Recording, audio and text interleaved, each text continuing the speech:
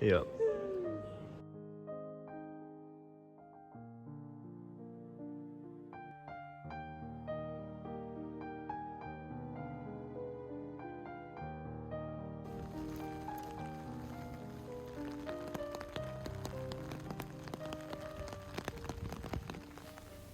Welcome.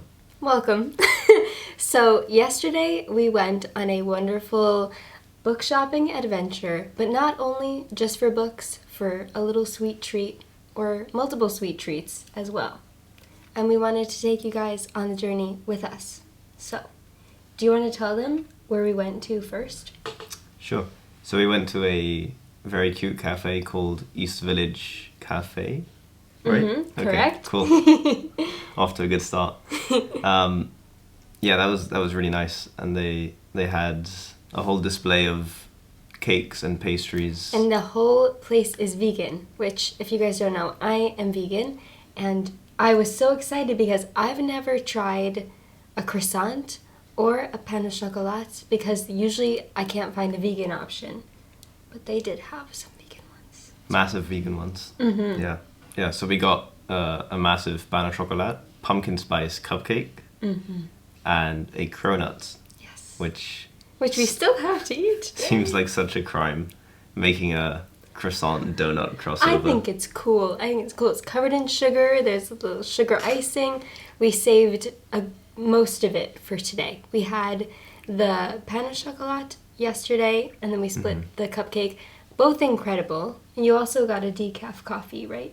Oh yeah, that was great. It was so beautiful inside as well, and everyone was really friendly, and it had a very good atmosphere. So that was awesome. And some cute little hair. Oh yeah. clips. Oh, here's my clip. You want to wear it? Oh yeah, thank you. Beautiful. So I always use little clips in my hair just to put it back in different styles. And they had these adorable clips. I got one in the shape of a flower. It's so cute. It's a little tortoise shell. So I feel like they had other ones that were a bit more bold, but I felt like this one is, like subtle, but still really cute. So I had to get a clip because I also said to Leon, I love buying little souvenirs from places. And I was saying, he was like, well, we're getting pastries, we're getting a coffee. I'm like, yeah, but then they're going to be gone. We need something, even if it's just a little clip to remember. So I got the little clip. But anyway. We also got books to remember the day. Yeah, but not from East Village Cafe. Okay. All right. That's the logic. Makes sense. Anyway, then they had this adorable fruit and vegetable market. It was called Reg the Veg. And I loved that name. I love that name. And then there was, what was it called? An arcade, right? Yeah. There was this really cool arcade that we went into. Yeah, I think it was originally called a bazaar. Which maybe Cool. explains some of the architecture that we That's saw. true. That makes sense. We discovered a bookshop. We did. Do you want to show them the tote bag? So we accidentally stumbled across this lovely bookstore. Heron Books in Clifton. And the area was so beautiful, and the bookshop was gorgeous. It had beautiful, I guess, like drawings or paintings in the windows of herons, and it was just so lovely. They had a great selection. They had some tables outside. Then we went inside. It was just really, really beautiful. It was quite small, so it was a bit cramped. I think. But in like a cozy way. Yeah, it was a nice kind of cramped, if that makes sense. It was just really nice. It was really nice. And they had a good selection. What we were saying on our way home was, for being a small shop, they had a really great selection. And the man working there was so nice. We were like talking to each other a little bit, and because it's so small, he could hear what we were saying. And he was like commenting about the books that we were talking about. And I was talking to him about Claire Keegan.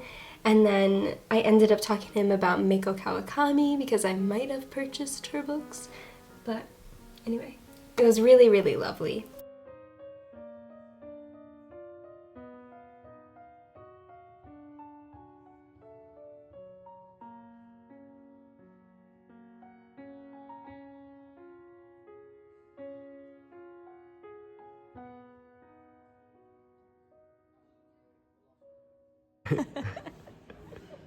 Yeah. Secret Wonders of a Disappearing World.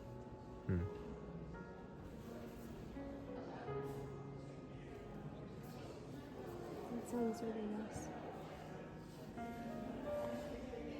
Oh, this is a new Andre Aciman. I know he came out with another one, The Gentleman from Peru. I put that one on my list, but not this one.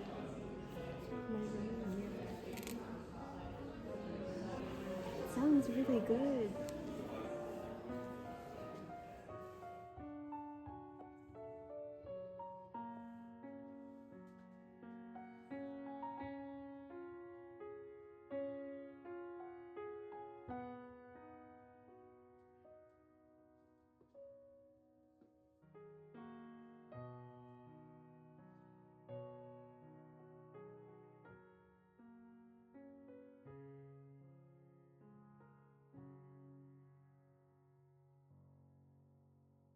First up, we have Jean-Paul Sartre. I know that's not a very French pronunciation of the name, but it'll do. This is following a young writer exploring existentialism and the angst that comes from living in a world which is devoid of meaning, or at least living with that perspective of the world. So yeah. Is that kind of like absurdism, like Albert Camus? I think they might be slightly different, but they're quite closely related. I almost picked this one up about a year and a half ago, but I didn't. And then when I saw it on the bookshelf, I thought...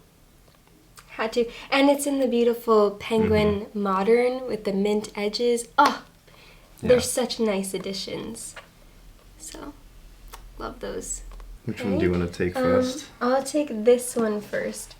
So, speaking of Meiko Kawakami before, I have read and loved her books for so long now, and I read this book, I want to say like a year and a half, 2 years ago, and I first read Breast and Eggs by her, and then I didn't like the US editions, so last time we were in London, in the airport, we were at Heathrow, I picked up a copy of the UK edition of Breast and Eggs, and then, sorry, my nose, and then I've had a cold. I apologize. So I said to myself that the next time that we are in England, I want to pick up UK covers or the UK editions of her other books. So I have read and loved already Heaven, and it is a beautiful coming-of-age story mainly about these two people who get bullied in school. It's just a beautiful exploration of like the impact that bullying has on people and how that can affect their lives. And also two people coming together who have been bullied and just what friendship can do. So it's gorgeous. I love Meiko Kawakami, and these covers are gorgeous too. So very happy to have this one. And next up, we've got some science fiction. Ooh. This is Philip K. Dick's The Man in the High Castle. I wasn't sure if it started with the, or if it was just Man in the High Castle. You gotta double check. Yeah, so this is essentially an alternate world or series of events where the Allies lost the Second World War. So the Nazis won the Second World War. I did not know that that's what it was about. Yeah. Whoa. And it explores what the world would have been like if that had happened. That sounds really interesting. So, yeah, very interesting thought experiment. Absolutely. And yeah, I've never read any Philip K. Dick, so I'm excited to see what his writing is like. The back of this book has some very high praise. Rolling Stones says. The most brilliant science fiction mind on any planet. Wow, that is a big claim. Yeah. How do you know there aren't other science fiction writers on planets very, very far away, which we haven't discovered yet? You're asking the big questions. And then the last book that I picked up. Thank you. Meiko Kawakami. This is All the Lovers in the Night. And this is the only book of hers. No. And Miss Ice Sandwich. But this is one that I haven't read yet. And I'm extremely excited to read it. And the back sounds really interesting. The main character is a freelance proofreader in her Thursday. In her 30s.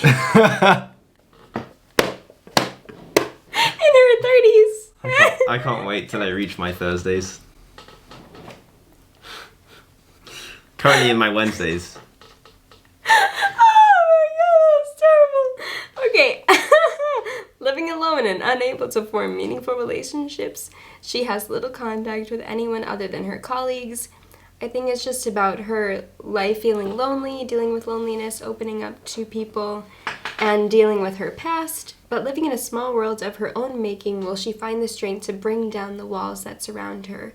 Pulsing and poetic, modern and shocking, this is an unforgettable novel from Japan's most exciting writer. So, very excited to read this one, and I know I'm going to love it because I have loved all of her other books. So, then we had our pain au chocolat. Yes. It was so good. I liked the fact that it was really, really big, but it wasn't, like, dense. It was so light and fluffy and flaky, and it didn't feel too heavy, and I liked that there was just, like, little bits of chocolate, so it was, like, plain, but with a little bit of, like, extra sweetness. I thought it was delicious. Mm-hmm. Do you agree? I agree. Great. Then we went to Waterstones. I feel like any Waterstones that you go to is going to be nice. Mm-hmm. Always have great selection. Mm-hmm. This one wasn't super big, Mm-hmm. But it still had a good selection. Yeah.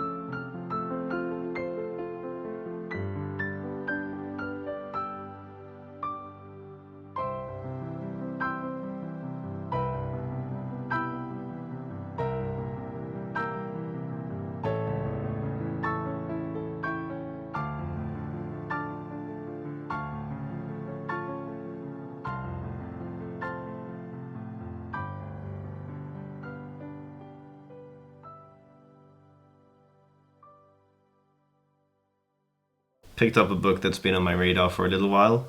I've read another one of his books called Siddhartha.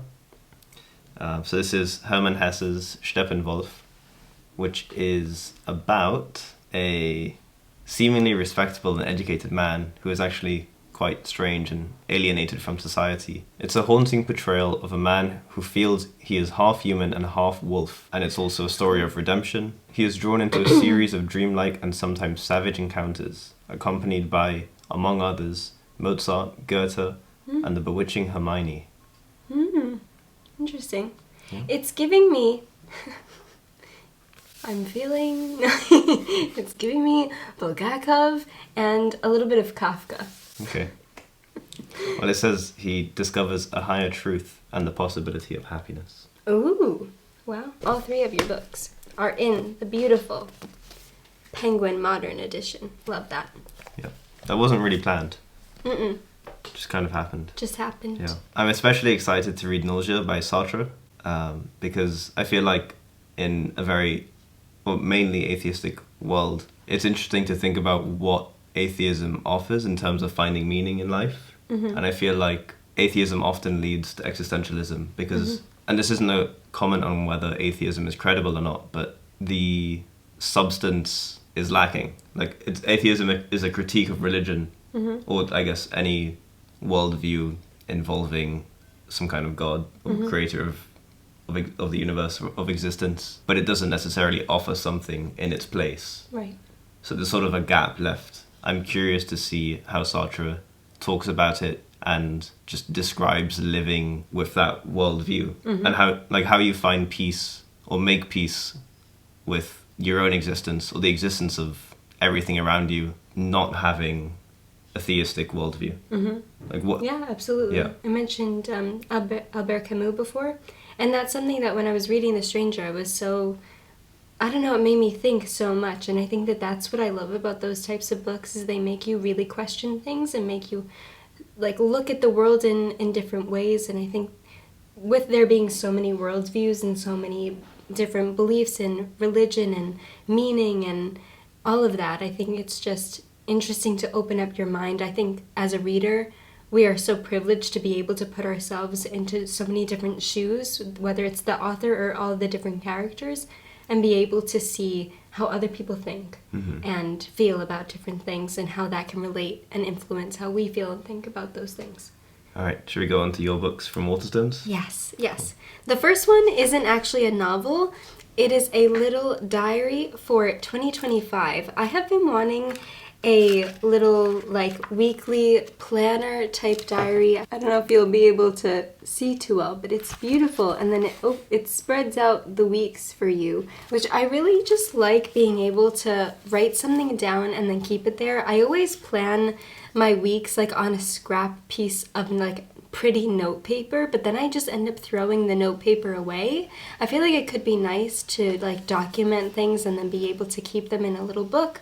And this one is so beautiful. It's from the V&A. So when I saw like the gorgeous papers on the outside and the inside, this is just exactly what I was looking for a diary for 2025. So I was excited to pick this one up. I also just love how it's like plain and simple but beautiful. And then the next one that I got, I am very excited about. I grew up watching The Nutcracker, the movie, particularly the Barbie version, which I think is honestly one of the best Barbie movies ever, and I think it's a great adaptation of The Nutcracker.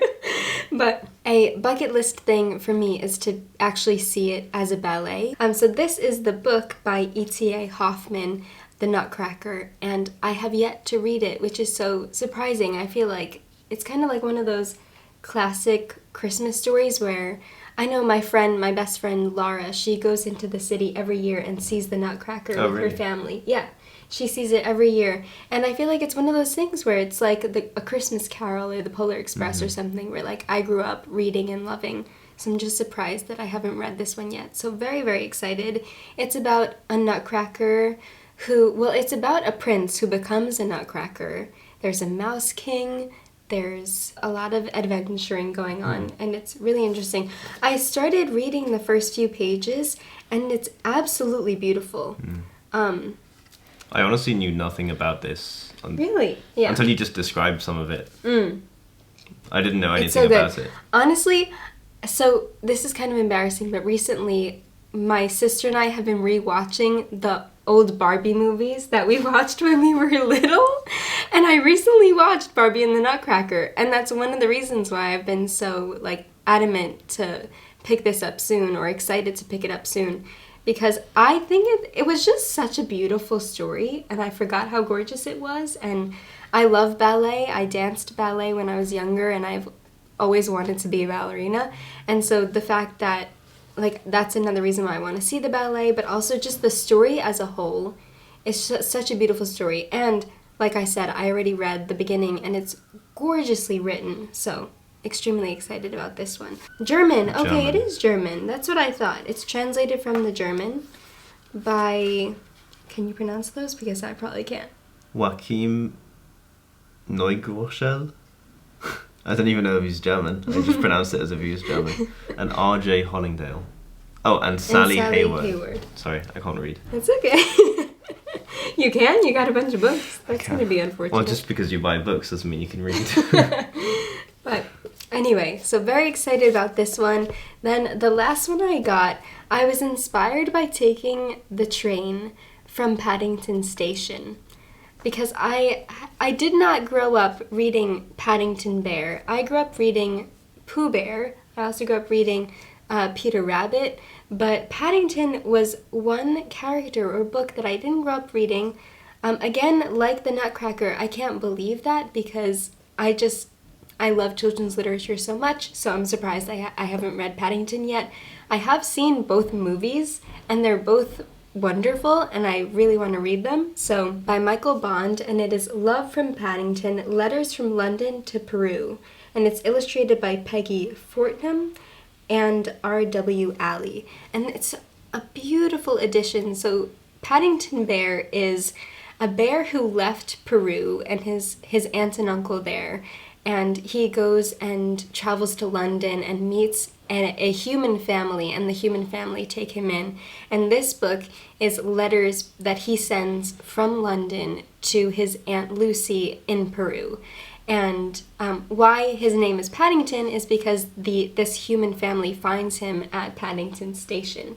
And they're trying to come up with a name for him, and they see the sign that says Paddington, and they're like, we'll call you Paddington. I did not know that. Yeah, so it's a really sweet book, really sweet story, and it's a beautiful edition, lovely end papers, and it's gorgeously illustrated. So, very excited to read this one. And someone also said that he might want to read along with me. I did. So, I think that could be really sweet and really fun. And the back is also lovely as well. So, that is the last book that I picked up. Very successful shop for us. Then we had a very damp walk home.